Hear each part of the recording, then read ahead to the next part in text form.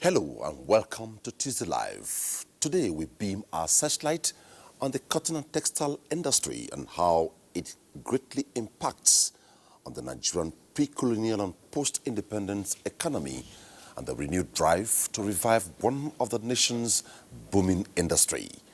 My name is Omini Oden. Nigeria in the 70s, 80s and 90s unarguably had one of the largest textile industry in Africa, with over 180 textile mills functioning optimally and contributing about 25% of the total strength of workforce. The cotton, textile and garment subsector was also the largest employer of labor after the public sector, supported by the production of cotton by over 600,000 farmers across the country. Now in northern Nigeria, where raw materials and commercial hubs are located, with more than 10 flourishing textile companies that were operating optimally, providing about 500,000 direct jobs in the cotton value chain. Today, the cotton, textile and garment sector is moribund, as almost all the companies have folded up. Dinners that were established to process cotton for the textile industries also provide skeletal services, with thousands losing their jobs, with diversion of farmers' interest to production of other cash and food crops. Policy frameworks, negligence and corruption plunged the industry into monumental loss and suffered setbacks, while countries like China and India blossomed, using their processed cotton materials to compete favorably in the global market, thereby compelling Nigeria to import finished products worth more than $4 billion annually. But there is good news, as the federal government is intensifying efforts towards reviving the sector across the country. The Apex Bank, under the Buhari-led administration, approved a loan of 19.18 billion naira to 9 cotton process-producing firms, disbursed at a single-digit interest rate. The sector also received a boost under the Obasanjo administration. Efforts were also to revamp the ailing sector. Apart from providing financial support, government is also sponsoring research on high-yielding variety of cotton seeds that are drought, pest and disease resistant. Tonight on the program, we shall introspect into the past and project into the future as the stakeholders gather to address salient questions. But first, let's take this background report by Musa Baba Aliu. This is how cotton plants look like. It produces balls at its maturing stage, which will later burst to bring out soft tissue fiber. Nigerian farmers have been planting the cash crop since 1903, largely in the Savannah Belt, consisting states in the northern and southwestern parts of the country. It is the one that employs the largest number of youths in the country and creates the longest value chain, very sustainable value chain. And it is only in this country that you can allow this thing to happen, because we have the largest market of textile in the whole of the world. In recent times, however, there is the fear that cotton in Nigeria will extinct, as farmers have lost interest in its cultivation. This is due to high cost of production caused by insect infestation, low yield, coupled with issues relating to demand and supply. We have about 54, and honestly speaking, just about 10, 12 that are functionally working now. And why the remaining ones are not working? Because of lack of the material to process. The federal government's policy towards reviving textile industries challenged the country's scientists on the need to produce a high-yielding variety of cotton seeds that are easy to manage and are pest-resistant. A technology that will address the root cause of abandoning beating, of abandoning cotton production in Nigeria, revamp it, and also lower the cost of the production to farmers. Consequently, a new variety has been identified which has undergone a series of field and lab trials and are judged among the best in the world. This crop is producing about 200 balls per plant, as against our existing crop that is producing less than 50 balls. The Central Bank of Nigeria had already incorporated 100,000 farmers into her Anchor Borrowers program, with 190 billion naira set aside to support textile, lint, and garment industrialists. Which we seek to undertake in the cotton, textile, and garment sector beginning from today is holistic and it encompasses every node of the value chain. The National Committee on Revamping the Cotton, Textile, and Garment Sector, which includes the CBN, the Federal Ministries of Agriculture and Rural Development, Water Resources, Industry, Trade and Investment, and the governments of Kano, Kaduna, Katsina, Gombe, and Zamfara states has been constituted to drive the initiative to achieve self-sufficiency in cotton production and textile material within a span of 3 years. We intend to improve the linkage between cotton farmers and ginneries by ensuring that ginneries are able to offtake the high-quality cotton produced by these farmers. Nigeria used to be a major textile producer in Africa and one of the best in the world. The industries, however, collapsed in the 90s when foreign fabrics took over market to the detriment of local manufacturers. Cotton farming and revival of the textile industry in Nigeria is the focus of the program tonight. Musa Baba Aliu's background report sets the tone for the takeoff of the program tonight. It's Tuesday Live, and at some point, our phone lines will be open and the phone number will be displayed on the screen. Please, if we're true to you, turn down the volume of your television set in making your contributions, and please don't rigmarole, go straight to the point and make your contributions. Also tonight, you can be part of the conversation through our Twitter handle at TizLive NTA. Well, we're good to go tonight. I'm being joined by President, National Cotton Association of Nigeria, Anibe Achimogo. Welcome to Tuesday Live tonight. Thank you for having me. Dr. Rose Gidado, Coordinator, Open Forum on Agriculture, Biotech in Nigeria, researcher and producers of BT Cotton in Nigeria. Welcome to the program. Thank you, Mr. Odin. Also tonight, we're being joined by Adewale Bakare, Director, Industrial Development, Federal Minister of Industries, Trade and Investment. Good to see you on the program tonight. Let me just...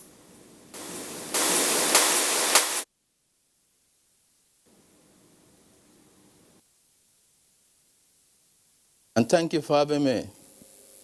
We have Felix Egbamunu. Felix Egbamunu is textile industrialist and chairman, Femro Mill Lagos. Welcome to TZ Live. Hey, viewers, thank you for having me. Network Center, we have Salmanu Abdullahi, President, Cotton Ginners Association of Nigeria. He's joining us from our Kaduna Network Center. Good to see you on the program tonight. Good to see you on the program tonight.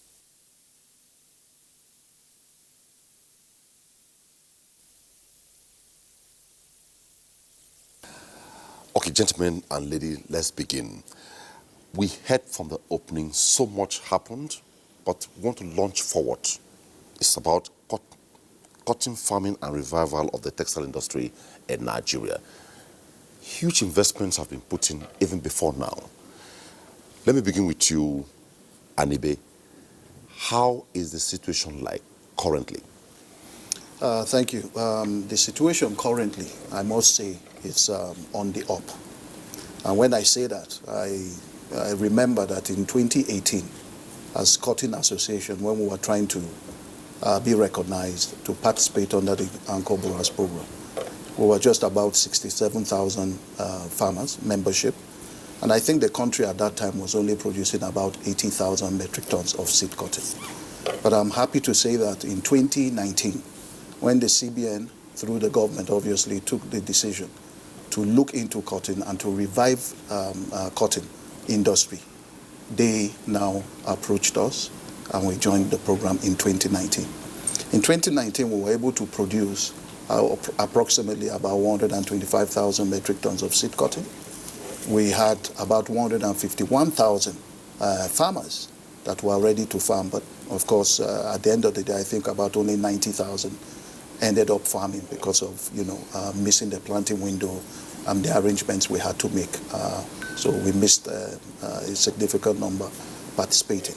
And in 2020, in spite of the COVID-19 challenges, where we couldn't actually even go into the CBN and sit with them to plan properly, they still took the bold step to say, look, we can't create a gap. We've started. Let's continue. We were able to engage about 121,000 farmers and about, with a projection of about 136,000 metric tons seed cotton production. But of course, in 2020 had a lot of challenges, like I said, with COVID-19. We had flash floods, we had drought, insecurity is one thing. So about 90,000 again plus farmers were able to establish their farms. So, and as we speak, we are still harvesting. And I know that if you heard in the report, where you had only about 9 Januaries, in 2019, today we are talking about 24 Januaries, at least, that are ready, to participate and continue to push and join hands to make sure that the CTG sector is revived. Added to that, I think what the smart thing that CBN did also was not just to provide input financing to cotton farmers, but they said, look, it has to be a value chain approach. And with that, it means that as they supported the farmers to farm, they also supported the GINAs to offtake from the farmers, supported textile mills to also offtake from the GINAs and the garment people. Then they tied in the uniform services with an agreement to source their fabrics from locally produced cotton.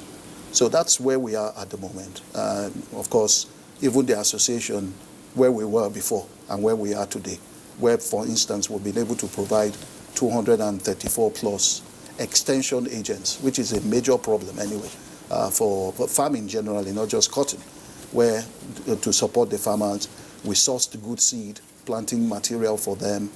Every single input as recommended by the Institute of Agricultural Research, who have the mandate, obviously, for cotton development in Nigeria, was provided for the farmer. On that, for instance, fertilizer, we were able to give in 2019 7 bags per hectare to a farmer, where a farmer on his own or his own will only be able to provide maybe 3 bags. So improvement in yields, all that has happened and is going on. Thank you so much, President. Now, Dr. Gidado, from what the President has said, cotton has multifarious uses, given the fact that it has comfort and also provides thousands of useful products. Yeah, for sure. Yes, from what he has said, you are of the Open Forum on Agriculture, Biotech. Given what he has said, it means you're on track?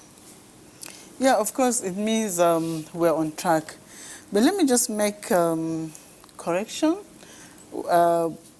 At your introduction, you said the Open Forum are the producers and researchers of cotton. The Open Forum on Agri-Biotech in Africa and Nigeria chapter is an African initiative. It's actually set up as a platform where all and sundry will come under to correct misconceptions about this technology that brought about the BT cotton. The technology is highly stigmatized.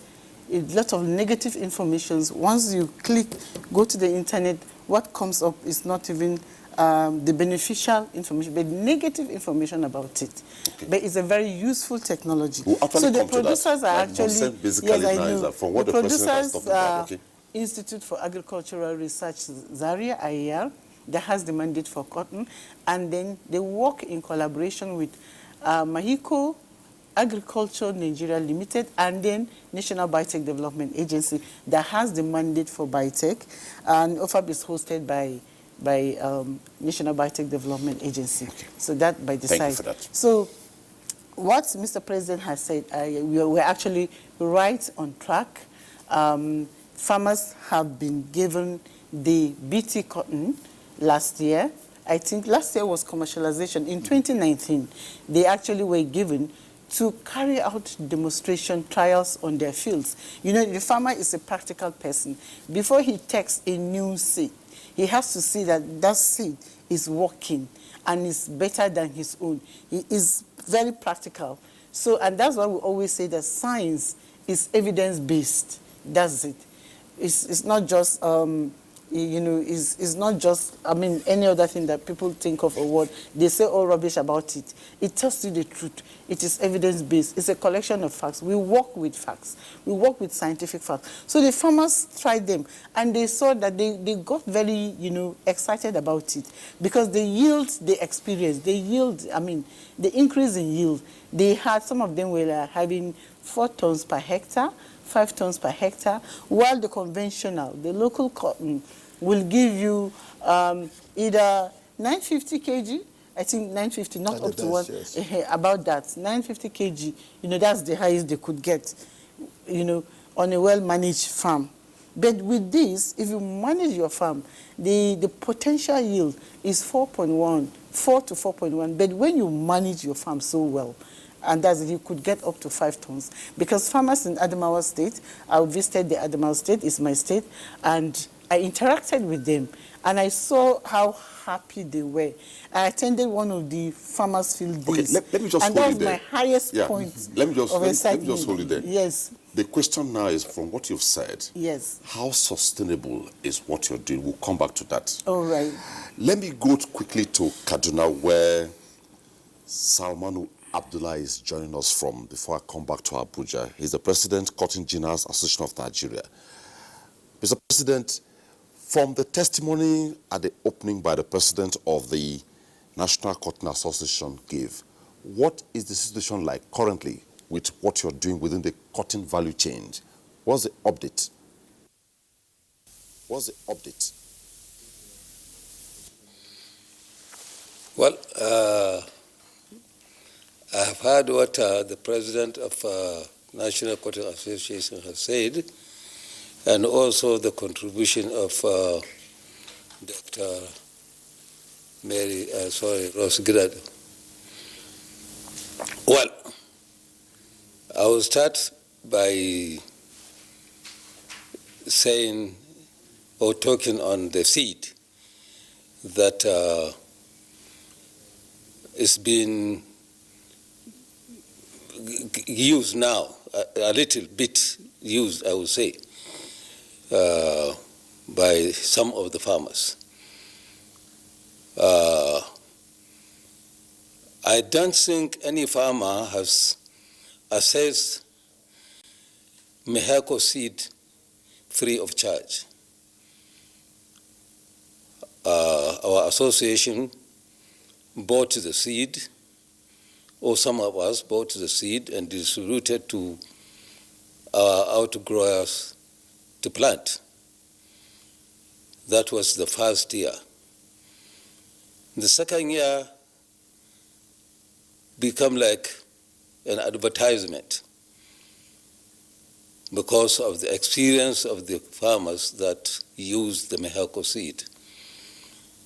Majority were able to get a minimum of 3 tons per hectare, and also some with good management, they are able to achieve 4 to almost 5 tons per hectare.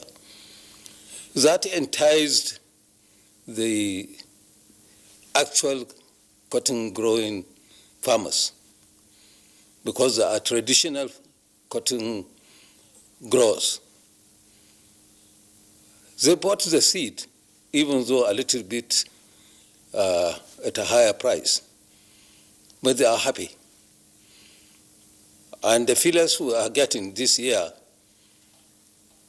come June, the farmers are ready to buy at whatever price. And we are already negotiating with the Mehako managers to make sure that they order the seed, because the demand will be reasonably high. In addition, a farmer is able to get at least 4 tons per hectare. And with the improved price of the product, that's the cotton, I don't think there is any agricultural commodity that is produced today that gives the farmer better income than cotton. The competing crop of cotton has been soya beans and maize. Even with improved prices of both crops, they cannot match cotton today. With 4 tons of cotton, a farmer can fetch close to 1 million. So, it's a very good income. He'll be able to do a lot to himself and his family. So we foresee a situation whereby next coming season, 21-22, the generators will be fully in operation. I mean those that are operational will be fully in operation. The intervention of CBN as regards to ANCO borrowing scheme is a good one, but is left with a lot of lapses and room for some reversal and amendments. You see, cotton is like all other crops. The time for planting of cotton is very, very essential. I think at several forums we alert CBN regarding to the input supplies to the interested farmers. If you don't meet that deadline, too bad, you lose, because some farmers cannot even plant because of the rain situations. Some farms will get rain today, some farms no. But if you are able to plant in good time, all seed, all inputs must be supplied to the farmer before at least the beginning of June. So which means April, May, the farmer should have his seed, his fertilizer under his bed, so that when immediately the rain sets in June, he start planting. As I said, or as we have been talking, there are over 52 generators in Nigeria. And today, only less than 10% are in operation, partial operation, I would say, because some could not even process anything because the cotton is not available.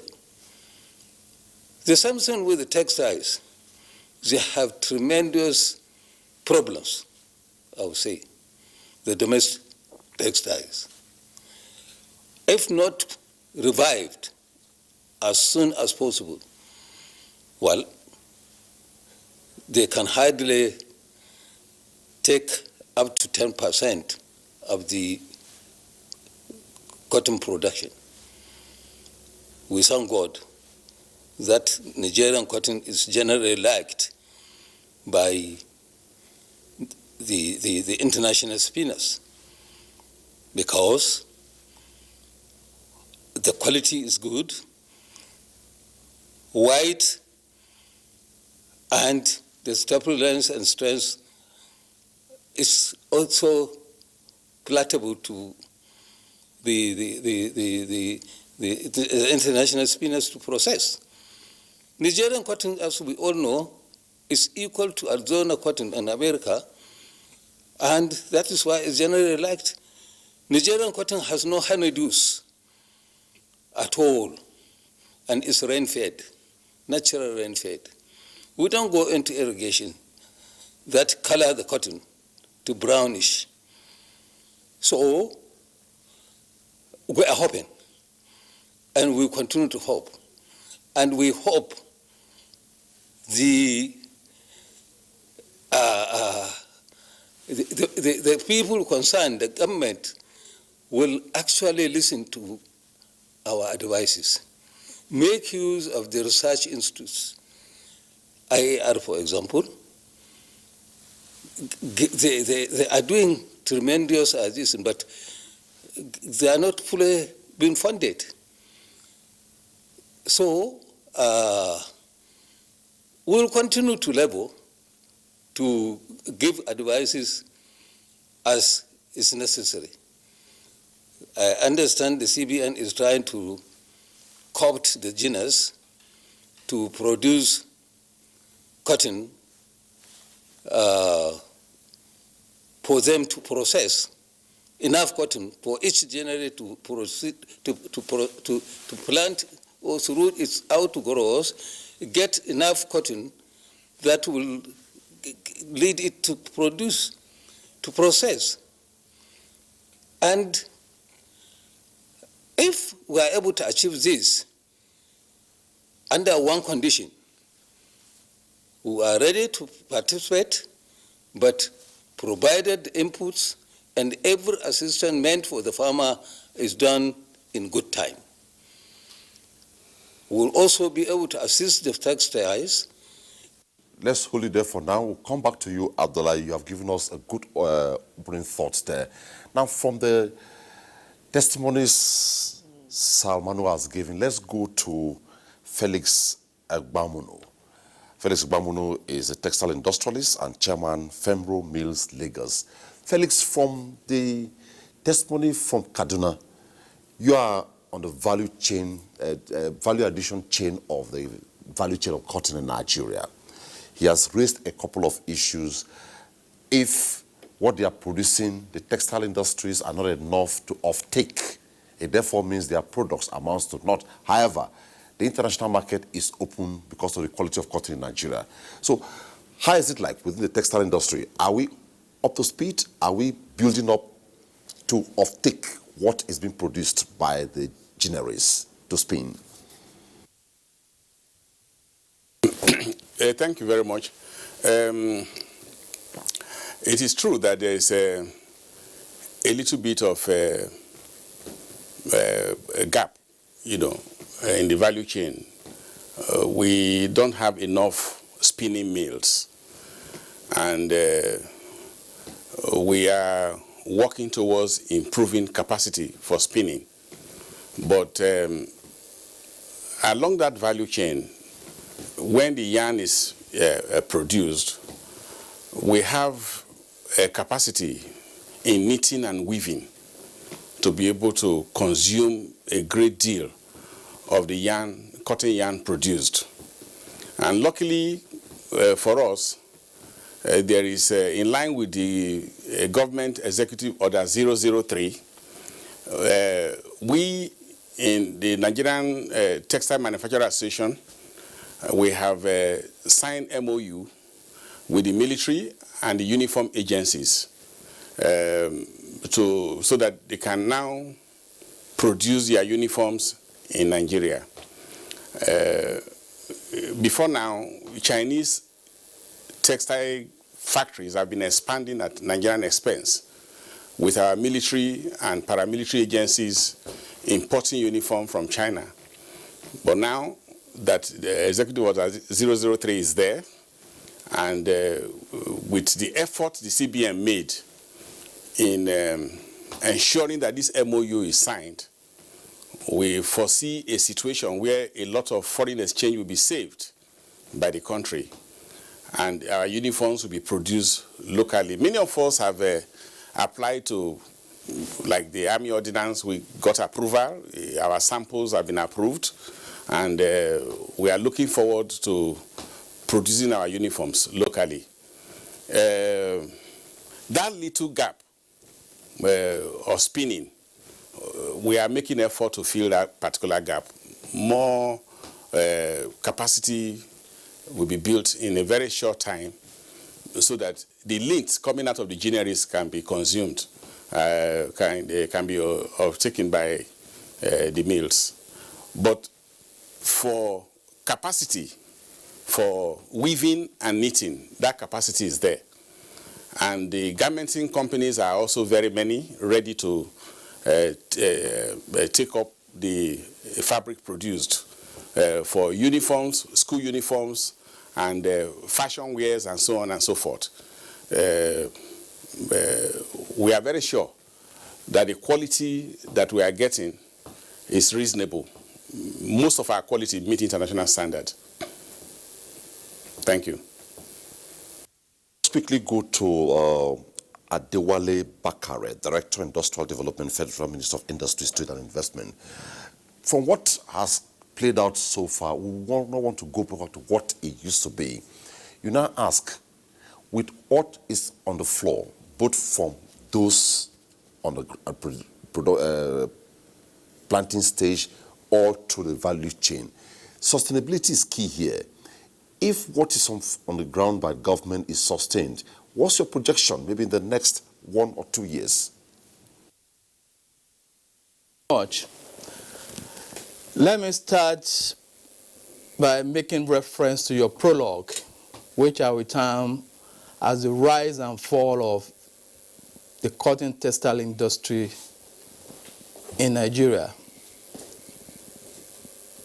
When that happened, about 5-6 years ago, government, in conjunction with the stakeholders, both in the private and the public sector, took a critical look at the sector and came up with what we call the Cotton, Textile and Garment Policy. That policy tried to address the entire value chain from the cotton, textiles to garments. And the aim of the policy, which to your question, is to ensure sustainability in this particular industry. The aspirations of this policy, number one, is to deepen the value chain in the entire cotton, textile and garment industry. Number two is to increase domestic market share of the industry to the Nigerian economy. And number three, which is very critical, is to create jobs for our teeming youth from the cotton subsector to the textiles to the garments. And over time, this policy is one of the things that endear our vibrant Central Bank of Nigeria to inject funds into this particular industry. The strategic thrust of the policy, as I stated, is to boost production of cotton for both the domestic use and exports. Number two is to support the existing players in the textiles industry to retool and expand, and also to attract new investment in all these value chains, the cotton, textiles, and garments. This policy, as the stakeholders we attest to it, has been on the ground for about 5 years now, and we commend a reassessment and review of this policy in 2019. But because of the pandemic in 2020, we couldn't conclude it. And we are striving in the next 3 or so months to try to conclude the review of this policy. That is to assess it. How far has it taken us in this particular industry? And what do we need to do to deepen the entire value chain in the industry? Let me point out quickly that prior to the emergence of that policy, all these subsectors are existing in isolation: the cotton, the textiles, and the garments. And one big achievement the policy did was to emphasize the need for this value chain to be together. And that, over time, has been a big success for the policy. And we are looking forward to its revision in the next 3 to 4 months, as I said, and which we are very much aware we ensure and guarantee the sustainability of the industry.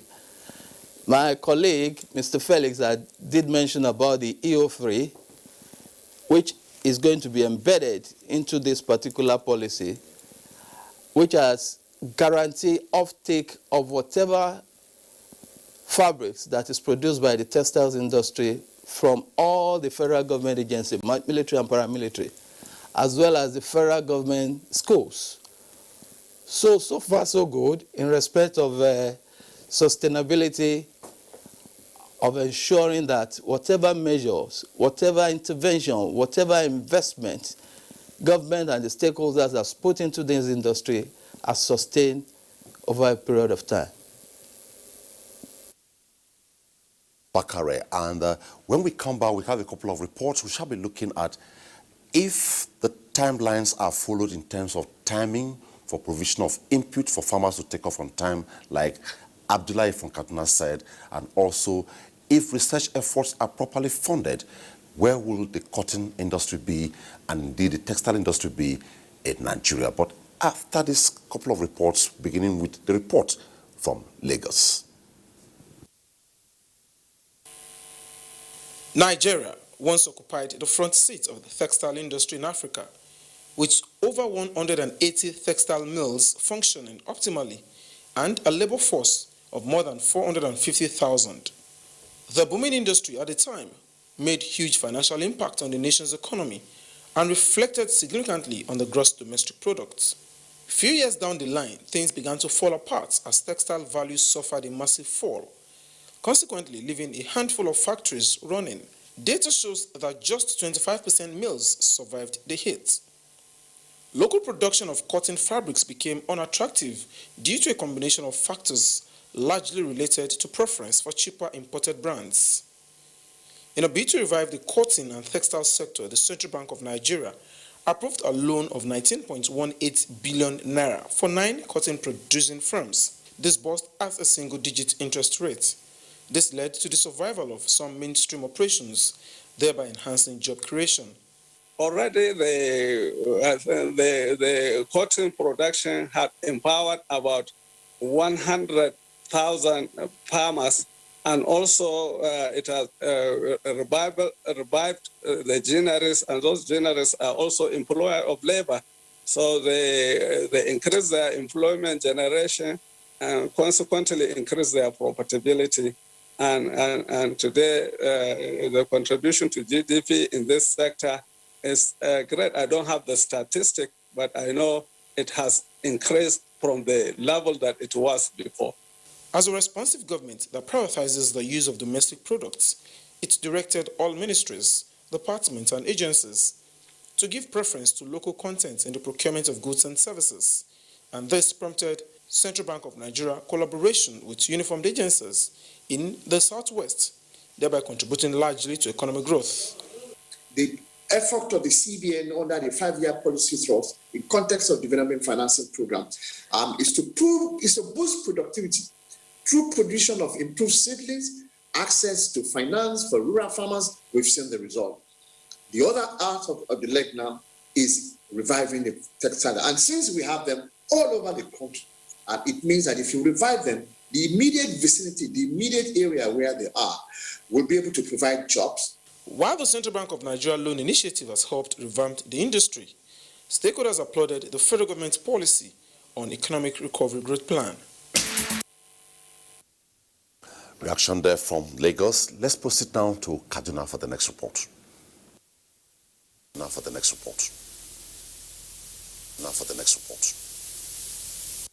The first textile industry in Nigeria, which was constructed in the year 1957 by northern Nigerian government officials in collaboration with a British textile firm, Whitehead and Sons. Kaduna stood out as a textile hub in northern Nigeria in the 70s and 80s.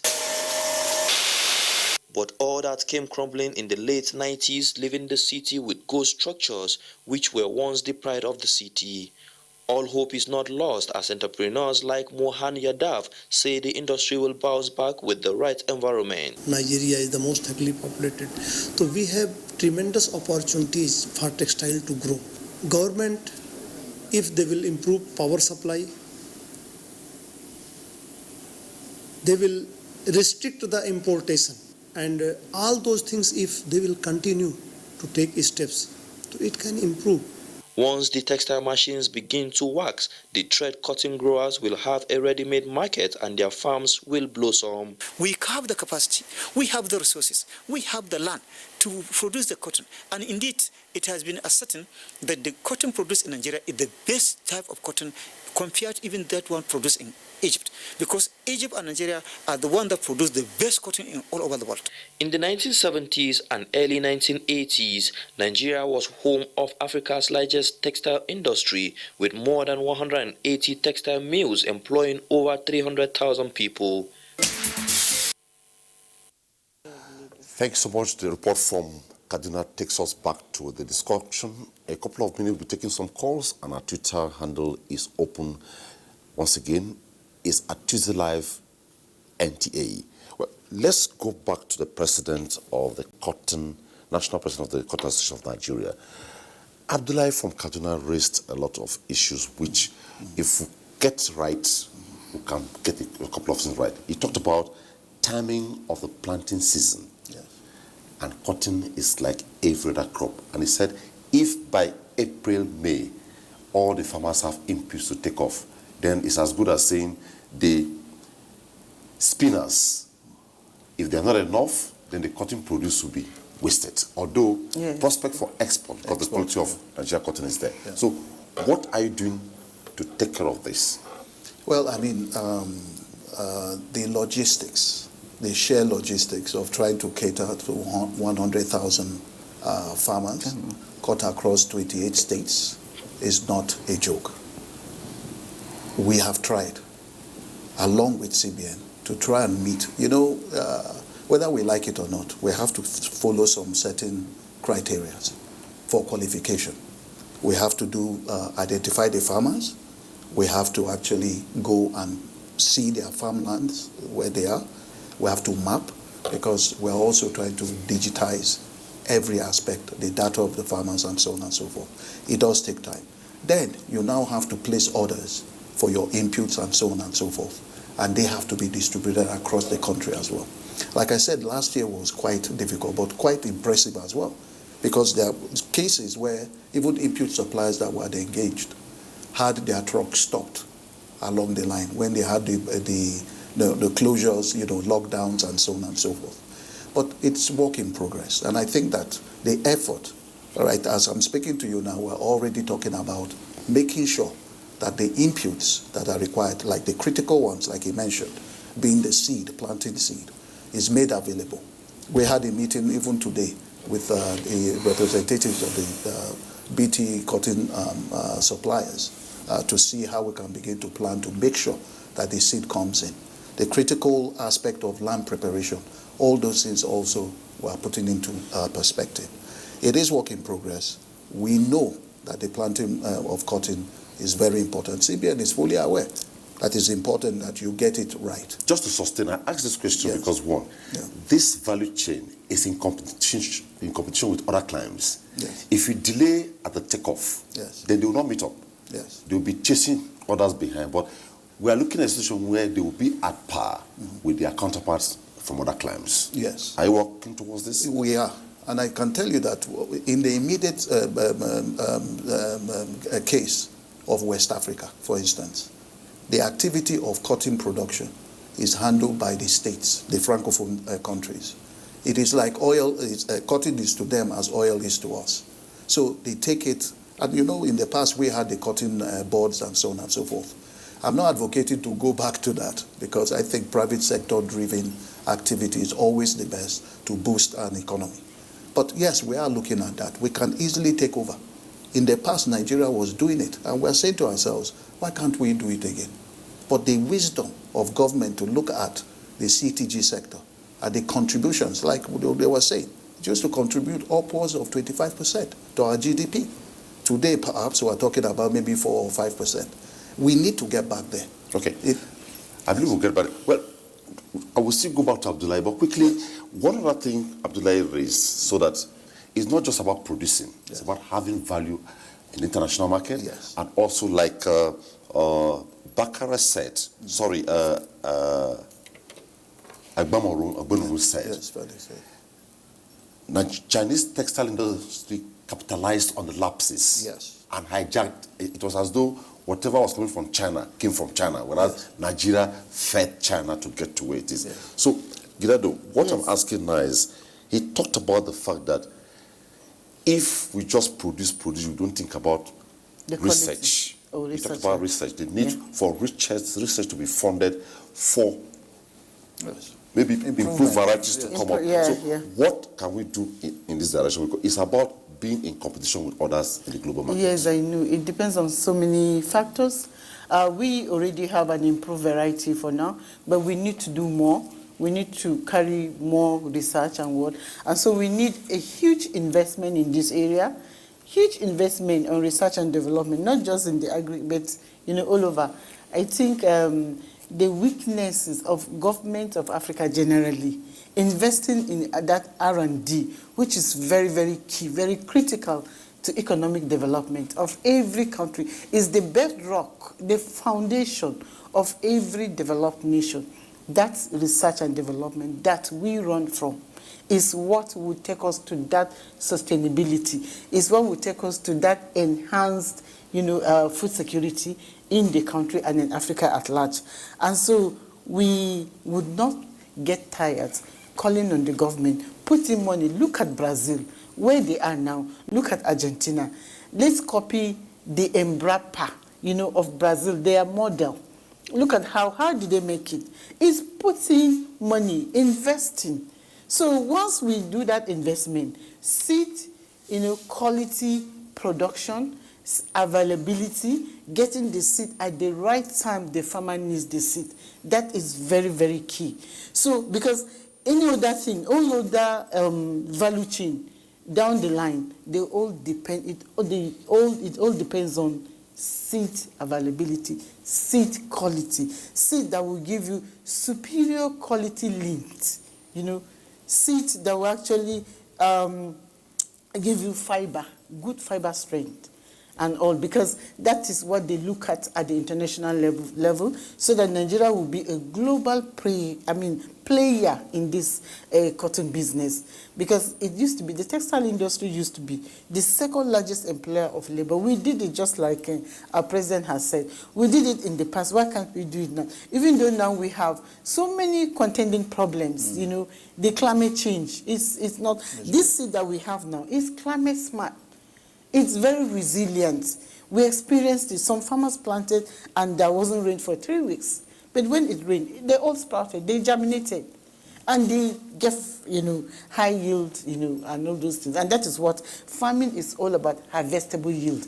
Getting good harvestable yield. If you have yield, you're okay. Your profit margin goes up, and then the farmer goes on smiling. Once the profit is there, what else do you want? Then the off-takers, the off-taking of the farmer's produce is very, very important. Otherwise, the farmer will not go back to it again. And then we have some stewardship in the research area. We have some stewardship plan, There's a stewardship, that's done by the extension workers. So we really have to bring in the extension workers to go teach the farmers. And then presently, farmers are being trained. I think 200 farmers in each state. Some of the states, Katsina, I think in Adamawa, in Gombe, in Kano, they're being trained on how to produce these seeds, the hybrid seeds. Once they learn how to do it, by 2022-23, Nigeria will be able to produce our own seeds. We don't need to import from anywhere. So we will have our own, indigenize, domesticate the technology. That's all we're saying. So that we too, we can get to where India has gotten, we can get to where Brazil is today, we can get to where Argentina is, and US, and so on. It's not all about, just rocket science, but there's so many factors that, play into this. Okay. Quickly, let's go to Kaduna before we come back to Abuja to work. Abdullahi, we're back to you now, and you raised a couple of issues, but what our concern basically is, besides the fact that we are set to go and we are ready to produce as much to boost the textile industry in Nigeria and also get Nigeria set to export, not just exporting raw cotton, but value-added products beyond the shores of Nigeria. What should be put in place to ensure that all this works to keep the Nigerian cotton producer, textile producer in competition with others beyond the shores of Nigeria?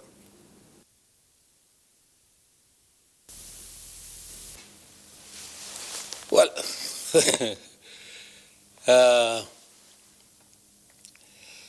to be frank, I think there's a lot to be done.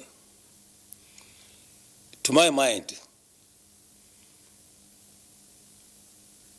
the farmer is left on his own, alone, unfortunately, because the extension service has collapsed totally, doesn't even exist when it is supposed to be in existence. We want our younger ones to take over what their fathers are doing. The state governments are not serious.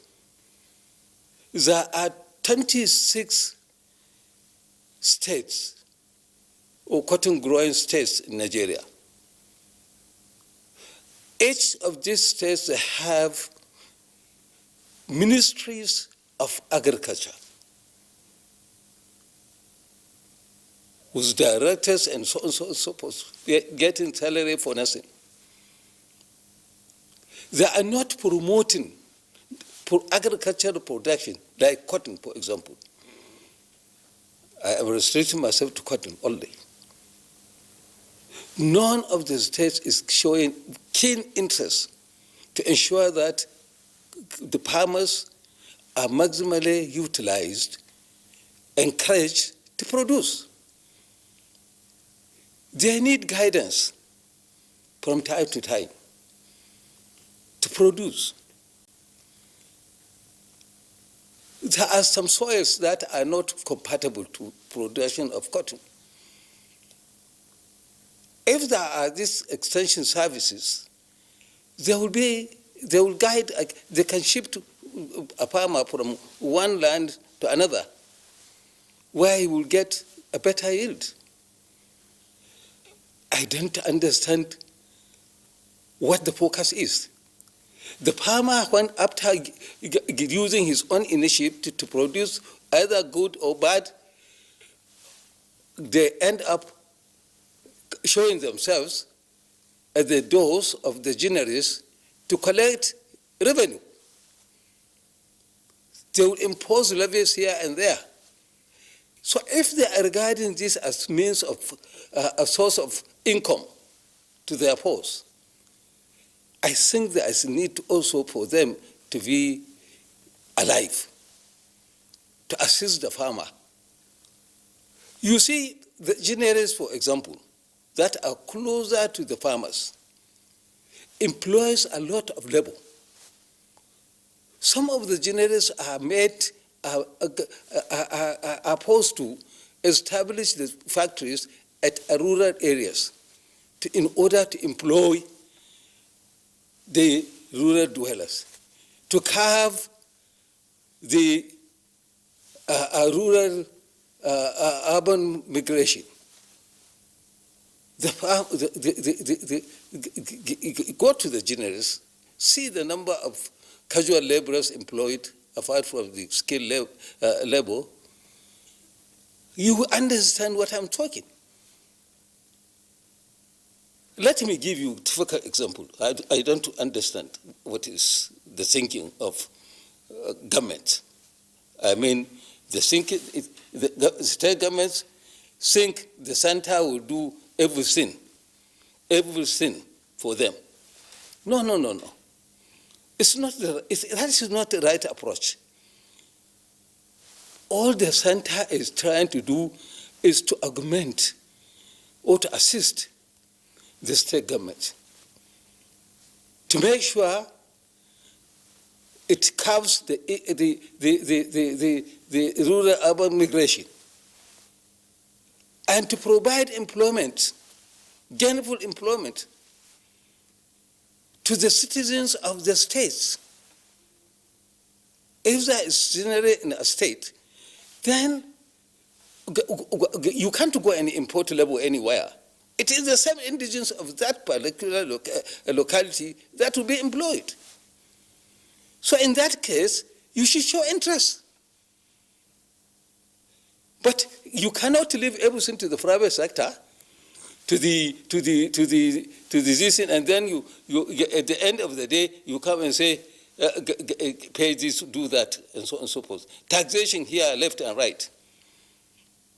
In fact, I will call it double taxation, because companies like ours pay taxes to the federal income revenue service.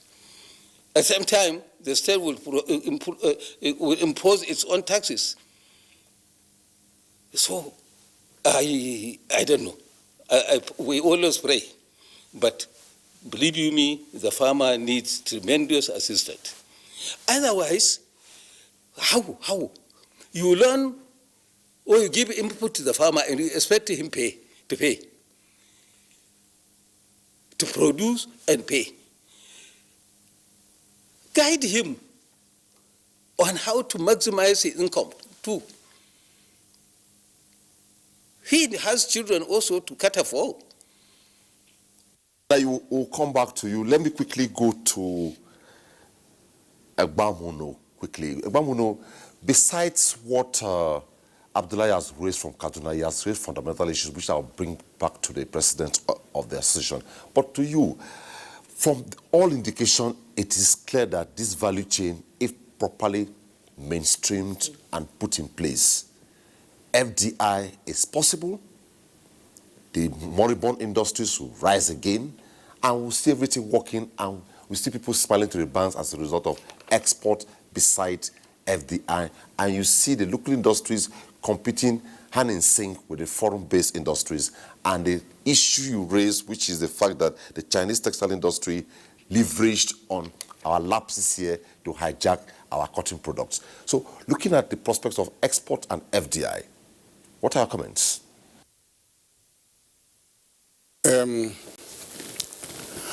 You see, the value chain is being supported seriously by government, especially the central bank.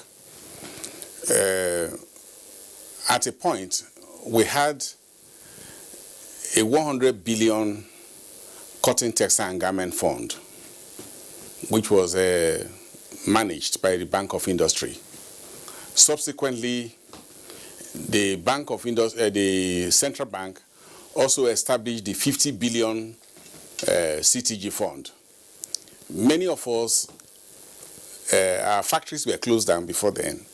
We were able to access this fund, single-digit loan of 4.5% interest per annum, and with a long tenor. Tenor is important. You know, we were able to get up to 12, 15 years tenor. That made it possible. We were able to access funds to retool our factory to import machinery and modernize our factories. This is why the sector, the textile manufacturing came back alive again. Now, with this promotion of made in Nigeria uniforms, which was championed by the central bank, initially there was a little bit of resistance from some of the uniform agencies, and they were talking about quality and standard. And the government said, no, whatever quality we can achieve, let's start with that, and we will improve. And I'm very optimistic that the sector, with this Anchor Borrowers program, with all the effort by government to boost cotton production in the country, and the retooling of all the ginneries and textile mills, the heydays will come again. We'll be able to employ thousands and millions of Nigerians across board, from cotton farmers to ginners to the mills and so on. And we, the industrialists in the sector, we have plans to bridge that gap for spinning.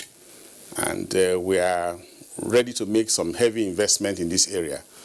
And because the enabling environment has been created by government, especially the CBN, to make us function properly. You know, so to answer your question, we are very, very optimistic. The value chain is going to succeed and employ a lot of Nigerians and reduce the unemployment in the country and improve on our contribution to the GDP.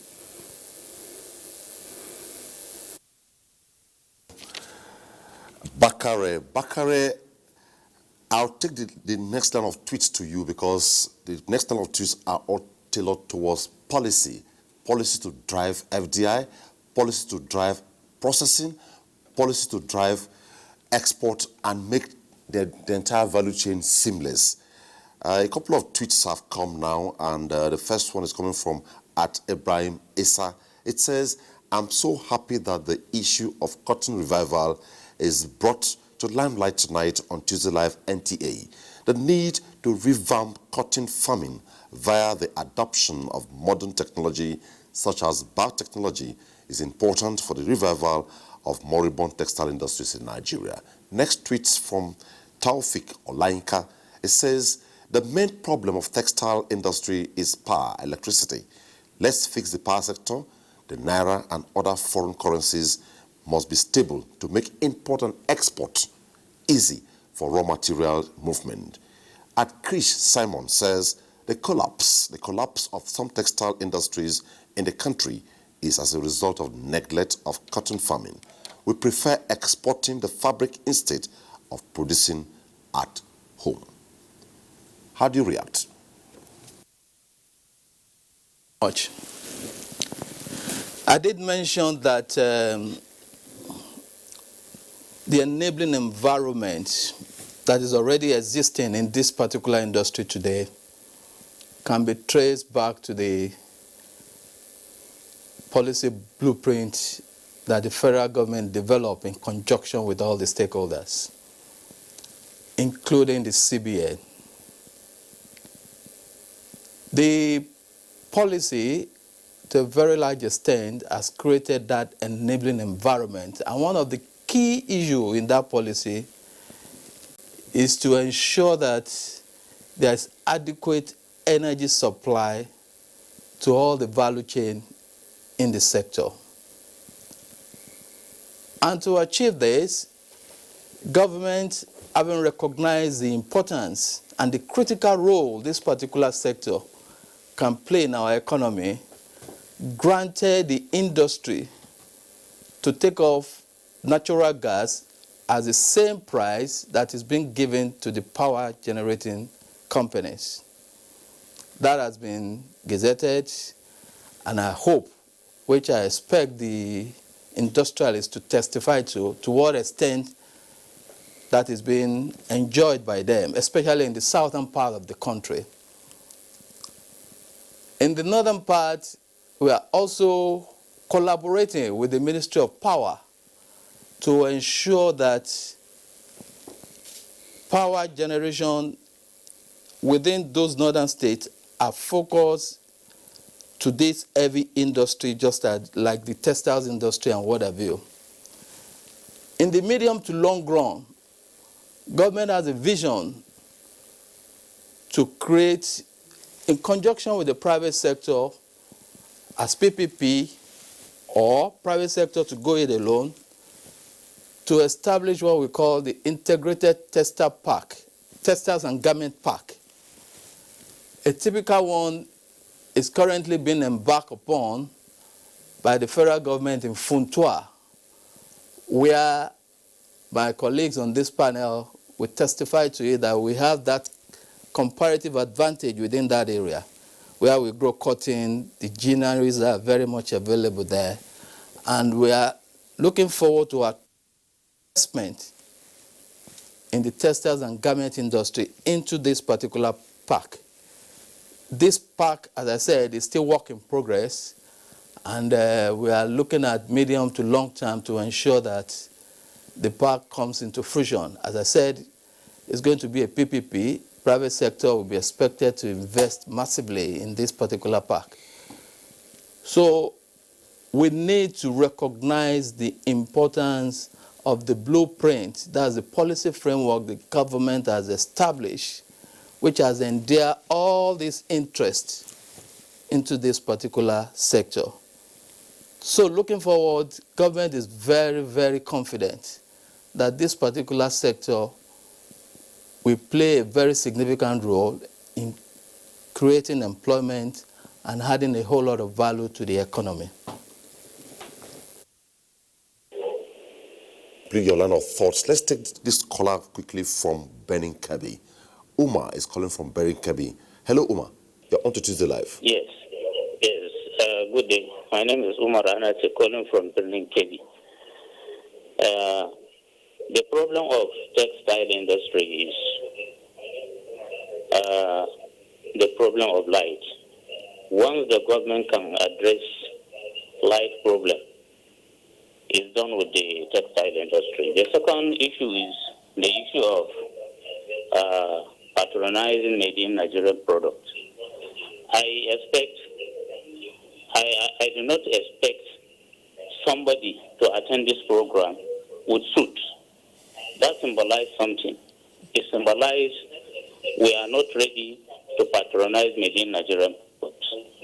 Unless we are ready to patronize made in Nigerian products, we will continue to be in this maze. Actually, thank you very much. Thank you so much, Omar. And incidentally, Bakare was really on track with the issues you raised, and I'm sure that it's a matter of choice for fashion. Otherwise, I think Felix Agbomono, Umar is trying to say that you're wearing suit. You should be on the lookout for it. Anyway, let me allow Bakare to conclude, because Umar is talking about the issue of power, the issue of made in Nigeria, and also, so you maybe just sustain your conversation because you're already on track on that. That's for me, right? Go ahead. Yeah, thank you very much. Yeah, the issue of energy, as I said, the issue of the vision to establish integrated textile and garment park is to holistically address the issue of infrastructure and energy.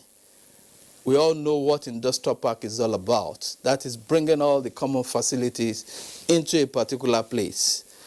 But as I did say, that this has to do with medium to long term in addressing the challenges in the sector. And more importantly, the issue of patronage that he didn't mention. One of the practitioners there has testified to it, the government's efforts that has yielded a whole lot of fruits for them in government, military, and paramilitary, as well as the federal government schools that are now their number one customers when it comes to the issue of their sourcing of their fabrics for uniforms locally. So I think the issue of the patronage is steadily being addressed by government, and the stakeholders, the industrialists, that's the textiles manufacturers, are taking full advantage of this. Let me emphasize one particular sector of this value chain that is missing on this panel tonight has to do with garmenting. And the garments subsector is very, very key to all this. The garment subsector, I made bold to say that they are ready and willing to take up whatever fabrics that is being produced by the textiles to make into apparel, to make into what ready-made things that we can wear. Like example, the suit that Mr. Felix is wearing now is actually made in Nigeria, and that is to establish the fact that the garmenting sector is a low-hanging fruit that can even take advantage of AFTA, that's the African Continental Free Trade Agreement area.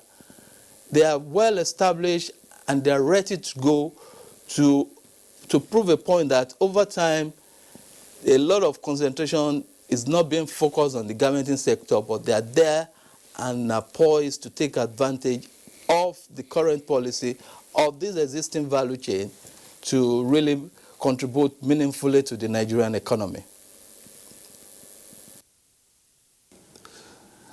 There was a caller from Ilorin. Are we still on with him? Samuel, is Samuel still on? Hello, Samuel, you're on to Tuesday Live tonight. Good evening, sir. Good evening. Please go ahead. Yes, I actually want to complete, I think what the federal government is doing concerning the textile industry. I think as a young man, this is the first time I'm getting to understand some of the problems and challenges we might be facing as a nation. But I want to direct my question to the lady in the house. Okay. Go ahead, please. Hello? Go ahead, we can hear you. She said something about the research and development. So I don't know if she could kind of enlighten us more, like as young adults, what are we supposed to be doing concerning the research and development? What was the government trying to put in place? Like, sometimes infrastructures like this, when they're put together, it is really difficult to get it running. So how do you get people to keep researching and developing to make things better, and like you get the interest of the people along? And what is it that you really, like, people really need to do to see that? Because I think the whole thing is hinged on this research and development. Everything for the improvement, future, everything is hinged on this research and development. So I don't know what is it that is needed to be done. I think it's rather like a question. Thank you so much, Samuel. Dr. Gidado, you need to react to Samuel's question before we continue. Okay, thank you, Samuel, for that question. Research and development, I think in all fields of endeavor in science, not only in science, but even in other areas, is something that does not end. It goes on so long as you want sustainability, you want to continue in that business. And for us to turn agriculture into business, of course, research and development has to come in, especially in the area of breeding, improving the cotton. You know, it's not only presently what we have on ground is a BT cotton that's actually resistant to the pink bollworm. You know, the pink bollworm is the most ravaging of all the insects. Cotton is susceptible to so many insect attacks on the farm, and so it makes it, you know, it brings about drudgery. The farmer has to spray like 10, 12 times for him to have some, you know, amount of yield. So, but this one is actually the most damaging. But then, we still have to continue to improve, to continue to incorporate additional, strengthen the gene inside. Because sometimes if you just put in a single gene, you know, of insect, the insects mutate. you know, and they mutate, they grow resistance to it. But if you double the gene, it keeps it longer. And then there is also other ways of doing it. When the farmers, with the extension workers, I think they teach the farmers how, when they plant, because you mix up the seeds, put some 10% or 20% of the non-modified, you know, so that the insects will have something to eat, so that the pressure does not come, you know, so much on your genetically modified. And so these are some of the researches. It's through research that this is discovered. You know, research is all about investigation. You keep on investigating, you know, if I do it like this, if I do it this way, what is it and what? I mean, there are so many. So you can also develop it for weed, you know, control. You know, because weediness is part of the drudgery in farming. Weediness. I have experienced it. I've planted cotton, I think, for the past 3 years I've been planting. And that weediness, especially around here in Abuja, is a menace, is something else. You have to spend a lot of money and what. So, but if you add a gene that can actually withstand the herbicide, because these days farmers use herbicides to control the weeds. So, but if you incorporate a gene that can make it either, you know, herbicide tolerant. Of course, you're reducing the drudgery, and then you're improving the crop. You have a quality seed. You have a seed that is, you know, resistant to that. So it's cost effectiveness, you know, goes down, reducing farm inputs, because the inputs are actually what make some of our produce in Nigeria, like the maize, like the what, they're very expensive. You know, many people import maize from many of the industrialists. They import maize for their poultry, for so many things, from Brazil. And when you ask them, they will tell you that the one in Nigeria is more expensive than getting from outside. And what is that secret? That secret is the use of modern biotechnology tool, and that is all about research. Okay. So if we put in so much money so that the scientists will have a lot to do, there are so many of them. I mean, in the offices, most of these research agencies, the scientists don't have work to do. And it's because of lack of funds. Maybe also when we come back to the president of the National Cotton Association of Nigeria, he will address more how you interface with the public. Because Samuel raised a fundamental issue, how people like him, and it's one of the things Abdullahi talked about, the need for extension services. Yeah. And quickly, let's take this caller. Where's the caller calling from, please? Michael is calling from Delta. Hello, Michael. Good evening, sir. Good evening, please go ahead. Can you turn down the volume of the television set, please? Okay, it's very low. Hello? Go ahead, please.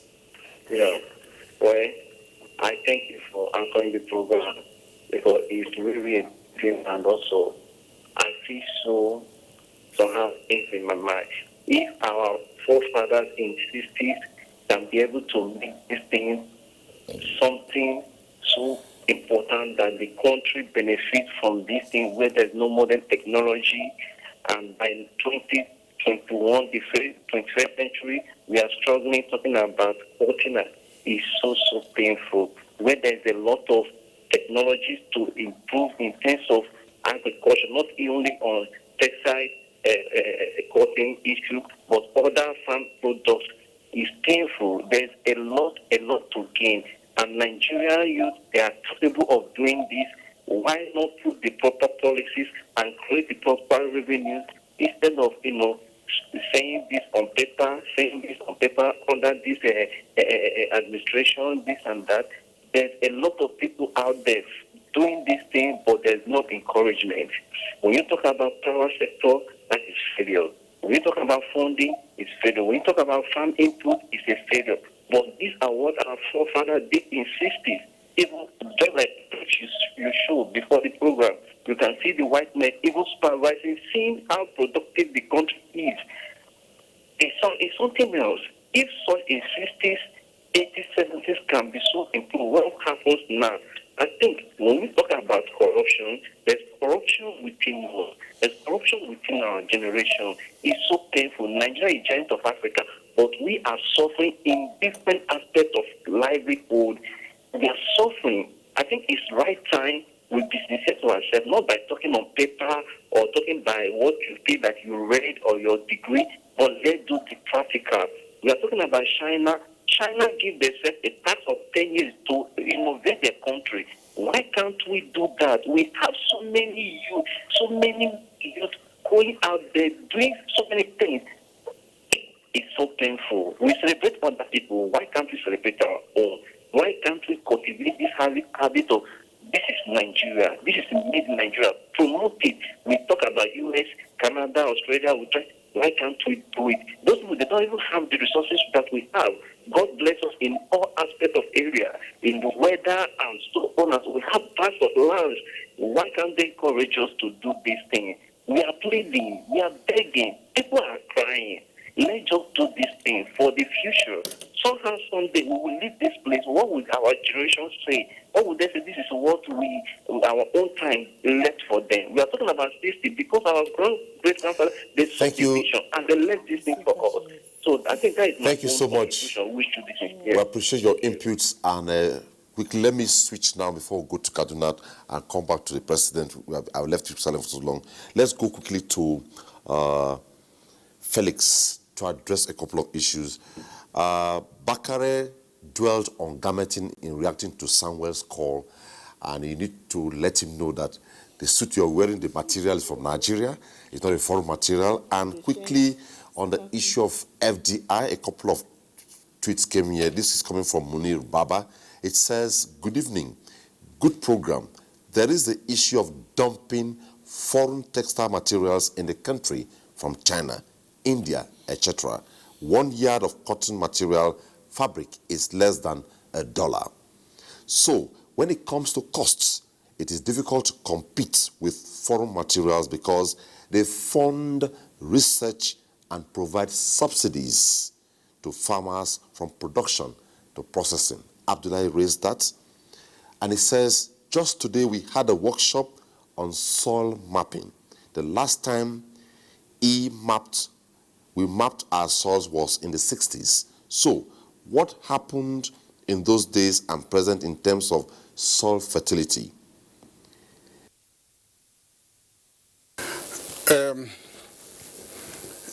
Dumping had been a serious problem, dumping of fabric into the country. But I can assure the viewer from Kebbi that the suit I'm wearing is sewn by a Nigerian garment company. You have many of them around the Aba axis where they make very beautiful suits. The garmenting companies in the country, I have a division too in my factory, which is garmenting. We do very good quality. A couple of, about a year ago or thereabout, we, the manufacturers, the stakeholders, were called to the CBN. And the CBN governor surprised us. And he said he had a formula for stopping smuggling of textile into the country. And we were looking at him, we were surprised. Is the governor equipped to man the borders or what?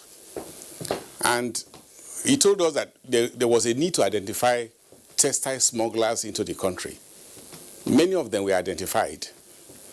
And the CBN froze their bank accounts. And at the end of the day, they came forward to the CBN. And the governor told them in point blank that they have to stop their nefarious activities and invest in productive areas. Many of them went into rice farming as a result of that. Some went into that productive area of the economy. It's all in an effort to try and combat. The closure of the borders also helped with those of us who are manufacturers. For the period the borders were closed, smuggling was seriously reduced.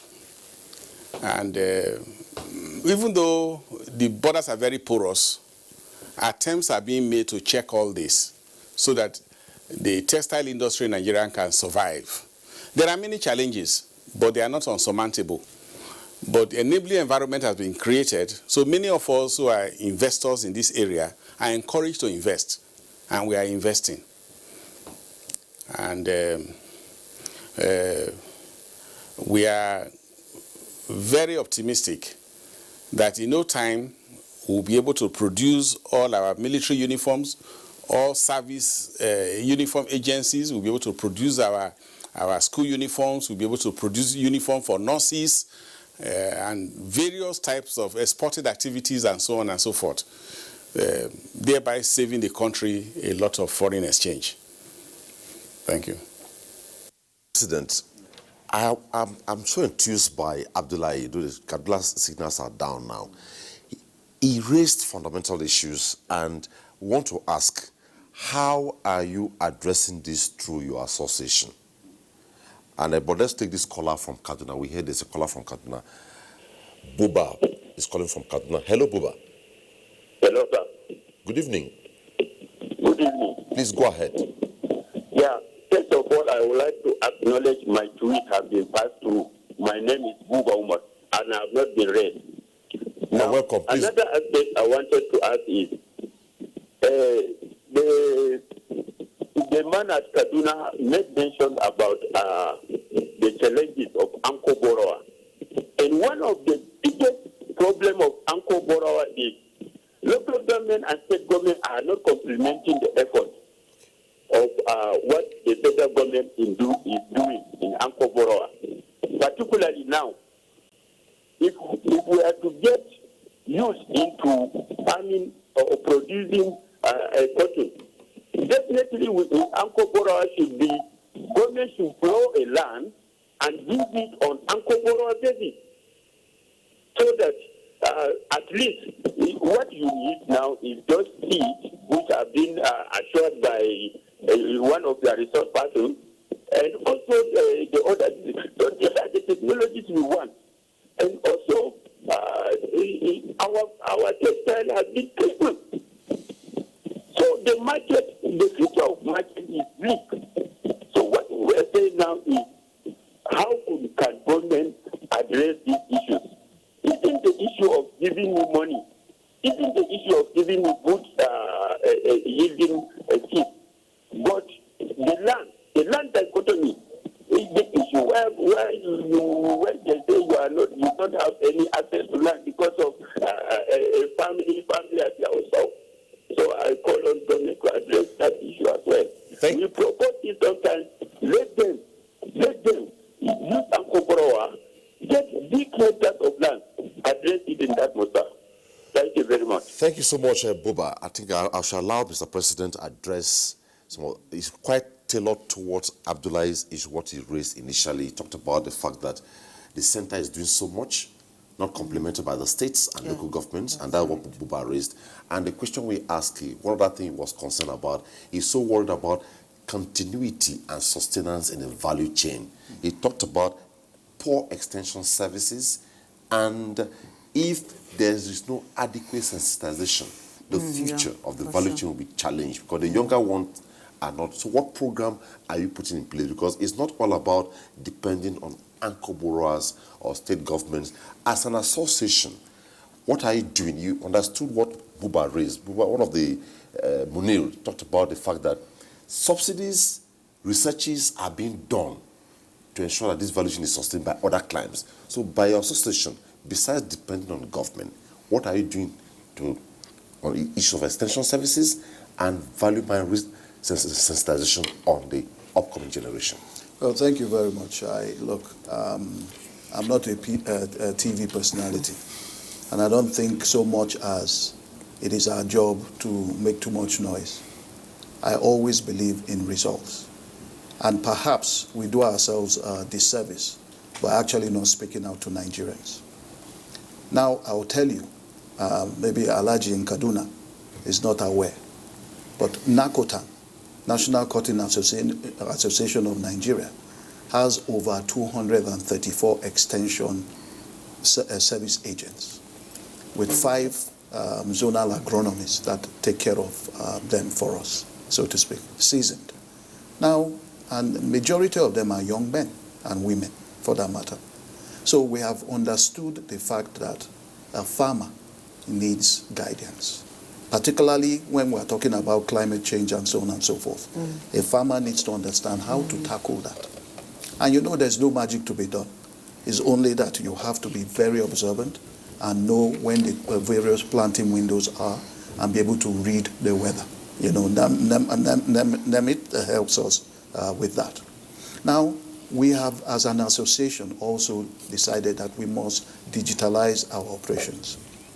If we know exactly where our farmers are, then it's easier for us to help them. Are you working on that? We are there already. I mean, with the Anchor Borrowers program, we have to digitalize anyway. But we have added another step by engaging service providers that have extension service software, which we have engaged. Every single one of these 234 agents that we have devices that will tell them exactly, pass information to them, what to tell the farmer, can map even the farms and so on and so forth. So we're working towards that. We know the importance of that. And I have always said to my association people that, look, what we are doing under the Anchor Borrowers program at the moment is a jump start. If we say we create wealth, if we say we want to create wealth, we have to be, the magic word here is sustainability and traceability. That comes later, but sustainability. How do we sustain our activities beyond the Anchor Borrowers program? We are thinking about that already. We belong to, we are members of Foreign or African Cotton Association, for instance, African Cotton Foundation and all that. The essence of that is to make ourselves well equipped with knowledge, information. We have a website as an association that people, we're building that. So you're assuring us invariably that maybe by the time we call you for the next phase of the program, yes, I will tell you we need one touch call to 10 farmers, maybe somewhere in the southern part of the country or not, or you will just do that. Exactly. Okay, beautiful. But just to add as well, to address the part of the state governments. Kano State Government, Niger State Government, Gombe State Government, Cross River State Government, we have approached them and we have said to them, look, listen, allocate land for us. The new way we want to do things now is to get contiguous land. 50 hectares, 100 hectares, 1,000 hectares. In fact, for the northern states particularly, or all the states in Nigeria, if you are able to bring 10,000 hectares and we allocate 1 hectare per farmer. For the 19 northern states, that's 190,000 youths that you can put together. Okay. We have also said that this government can provide. Let's quickly take this caller from Asaba. We hear Chukwu is calling from Asaba. It's like we lost that caller there. Well, when we return after the next two reports, we begin with Kaduna, then come back to Gidado and proceed to other guests. The next report is coming from Aba, Abia State.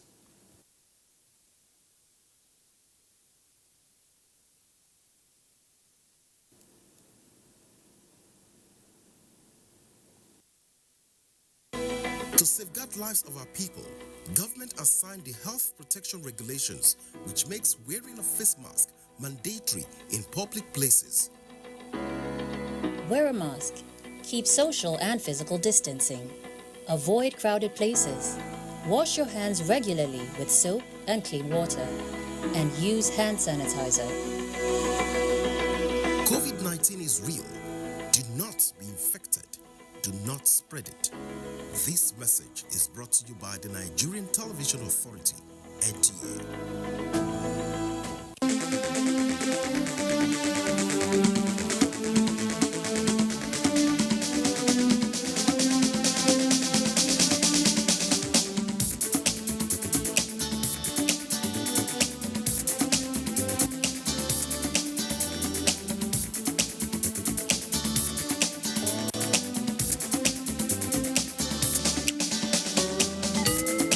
NTA Tuesday Live, a network issue-oriented innovation talk show. Aba once bubbled with industries in the 60s, with business reaching its peak in the 70s and 80s. The most vibrant being the Aba Textile Mill, established in 1962 with 5,000 employees, producing fabrics which were internationally competitive. The company went down in 1999 due to alleged poor management. This industrialist, John Udabala, who was also a shareholder in the then Aba Textile Mill, blamed poor past situation and government policies for the failure. There wasn't enough supervision. The influence of cheap textiles from the Far East, China, and then the position of cotton industry in Nigeria gave rise to this. The collapse of Aba Textile Mill led to an increase in unemployment, reduction of income to government, and far-reaching spiral effects on other companies which supplied and depended on it for raw materials. With their existence, there were other ancillary industries. With their collapse, these ancillary industries collapsed with them. The present situation is that traders now rely on imported fabrics with the challenge of unstable foreign exchange and the associated high cost of delivery. Before you buy, you have to go to do exchange rates, dollar.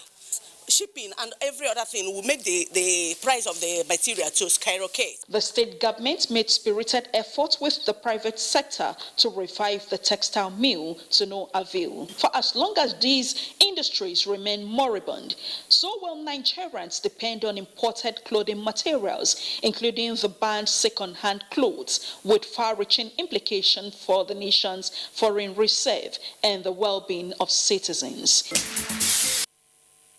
Our last report tonight is coming from Zamfara.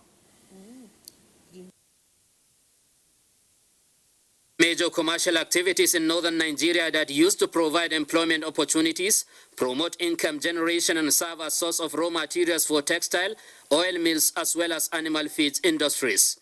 However, despite the advantages of cotton farming, the sector has over the years suffered serious neglect by successive governments. Speaking on the prospects of cotton production in Zamfara, the state chairman, National Cotton Association of Nigeria, Alhaji Sani Dahiru, said the economic diversification drive of President Muhammadu Buhari has greatly revived cotton farming in the state. According to him, there has been an increase of over 4,000 metric tons of cotton produced in the 2020-2021 farming season from the previous seasons, courtesy of Anko Borwa scheme of the Central Bank of Nigeria. Initial stage, about 100,000 farmers benefited from this program. Now, 2020-2021, the CBN wanted to expand the program by giving more farmers the support.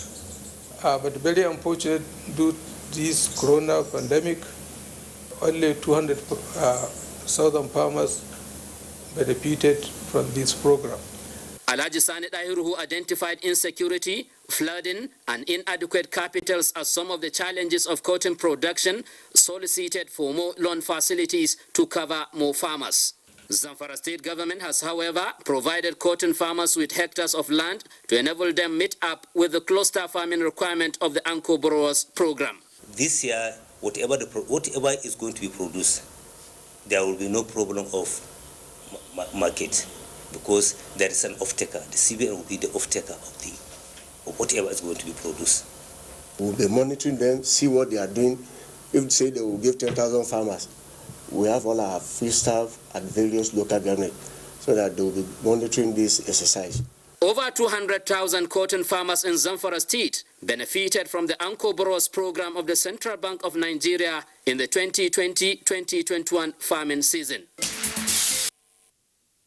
And that's our last report on the program tonight. But quickly, let's go to Kaduna, where Salmanu Abdullahi joined us from our Kaduna Network Center. Salmanu, quickly before maybe we signing off tonight, besides the fact that government is doing a lot and a lot of prospects for FDI and export, and indeed the fact that in a couple of weeks or years, the value chain will compete favorably with the other clients in the world, what role should the farmers also play to ensure that this whole thing works. It's not about government. The farmers also, the generators, the spinners, what role should they play to ensure that this whole thing works?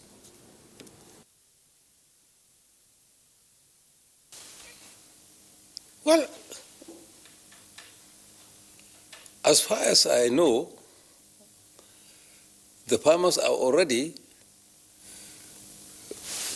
putting a lot of efforts to ensure that the program succeed. Because, for example, if there is no cotton produced by the farmers, the generators will not work. The textile will not work.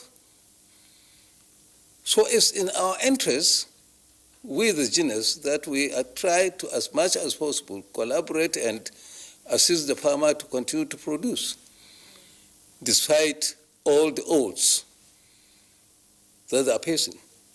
You see, I'm talking as personally as a farmer too. So I have the experience of what the farmer is experiencing, because I'm a practicing farmer myself.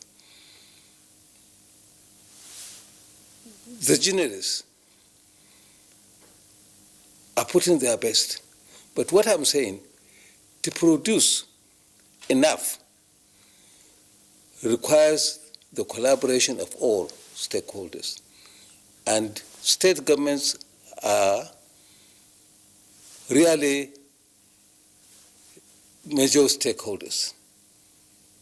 Let me give you an example from your remarks at the opening. We are talking of 70s, 80s, and so on and so forth. I could remember Malamfashi local government only at one time was able, in the 70s, was able to produce 70 plus 1,000 tons of seed cotton. At that time, the generators are not as many as they are now. That cotton produced by Malamfashi alone could not be ginned. So it has to be destroyed by water, rainfall, I mean. At that time I'm talking,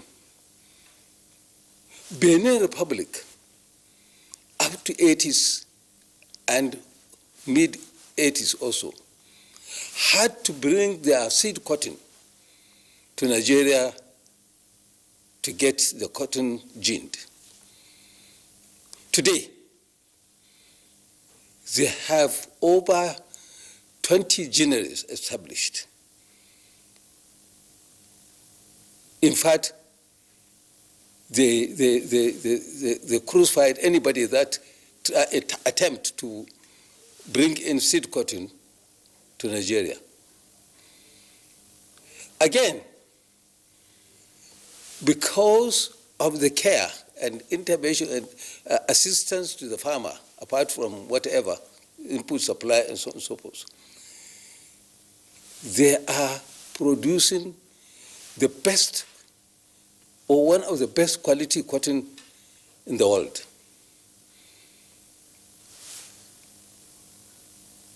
If Nigerian cotton is selling for, let's say, 60 or 50 cent per pound, Benin cotton will be selling at 80. Why? Because of the doubt by the international spinners to actually venture into buying Nigerian cotton, because of the improper care that is lacking. Why? It's because the farmer is left alone. That is what I'm emphasizing. Therefore, state governments must join hands with the federal to ensure that the farmer produces good and competing cotton in the world market.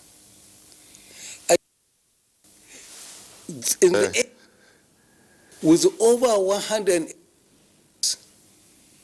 there are some textiles that I know discriminate against Nigerian cotton. They prepare to import from Cameroon, Sudan, and Benin Republic at higher price than Nigerian cotton. Maybe that is the kind of discrimination that befall on them to find themselves where they are. We thought also, because of the government intervention, government has funded the textile a lot of money. Why is the textile still not functioning as it's supposed to be? What is the reason? We should endeavor to find out what is the cause of really their problems.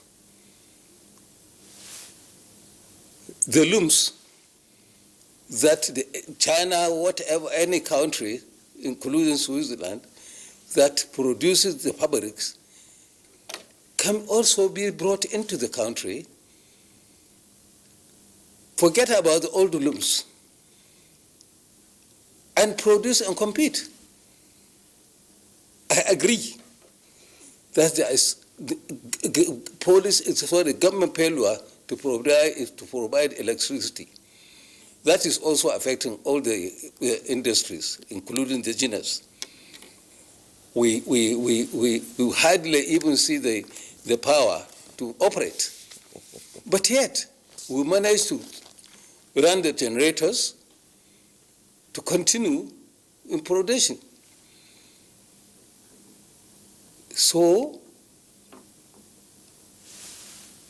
there are so many scholars that are ready to provide good advice and free service to assist the implementers of the policies, including the central bank, the Ministry of Trade and Investment, which they know very well, that is being offered to them from time to time. And we pray, since we work better for Nigeria. Thank you very much. Thank you so much, Abdullahi, Journal from our Kaduna Center, Salmanu Abdullahi. It was nice having you on the program tonight. Thank you so much. Having you on the program tonight. Thank you so much. Having you on the program tonight. Thank you so much. All right, let's quickly go to Bakara. Bakara, you heard the sweeping issues raised by Abdullahi there. Just in conclusion, hope is not lost from all the calls and the reactions we have had tonight. It means that if everything is put in place, we are on track. You have told us about government policy and what government is doing. So just a reassurance in a few words. In conclusion, please. Very much. I think in my conclusion is what you have actually articulated. I think the only way for us to look at in this particular industry is to look upwards. The enabling environment has been created. The policy framework is already in place. And we have the farmers, the GINAs, the NACOTANs that are organizing the farmers that are already taking advantage of this enabling environment. And more importantly, we have the backing and the support of the Central Bank of Nigeria to provide all the necessary and critical funding for this all-important sector to thrive and grow. So for me, it is a very, very important government which government has accorded that particular attention to. And we are hoping in another 1 or 2 years, we'll all be talking about this industry as another important sector that is generating huge employment opportunities for Nigerians. So as I said, the only way for us to look at in this particular industry is upwards. All the critical things that needs to be done by government is already on course. And I want to say to all my colleagues on the panel and those that are watching out there that government, as I said in my intro, is poised to review and revise the existing policy. This is being supported by the Islamic Development Bank, and we are hoping in another 3 to 6 months, this particular revision of the policy will have been concluded. The whole essence is for input of all the stakeholders, even the general public, because it's an industry that concerns every human being. We all wear clothes. We all wear one form of apparel or the other. So I want to say on behalf of the Federal Ministry of Industry, Trade and Investment to thank the organizers of this particular show tonight. Thank you very much. Adewale Bakare, Director, Industrial Development, Federal Minister of Industries, Trade and Investment. It was nice having you on Tuesday Live tonight. Thank you.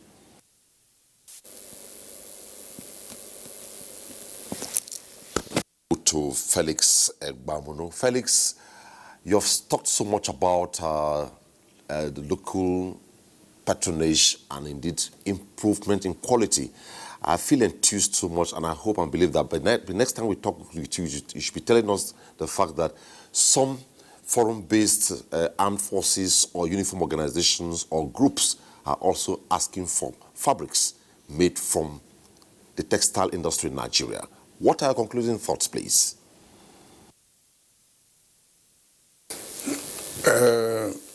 If I'm to understand you clearly, you are asking how receptive the armed forces and the uniform agencies are to the government policy. Is that what you mean? Go ahead, please. They are quite receptive. You know, the Executive Order 003 has been made. The MOU has been signed. Many of us are already producing. It was anchored by the CBN, and we commend the CBN for it. You know, and we are very optimistic that in no distant future, the entire military and the uniform agencies, the police, immigration, civil defense corps, fire brigade, all of them will be wearing made in Nigerian uniforms. And our school children also will be wearing made in Nigerian uniforms. The future is very bright for the industry. The Anchor Boras program is turning out to be a success. We commend the CBN for it.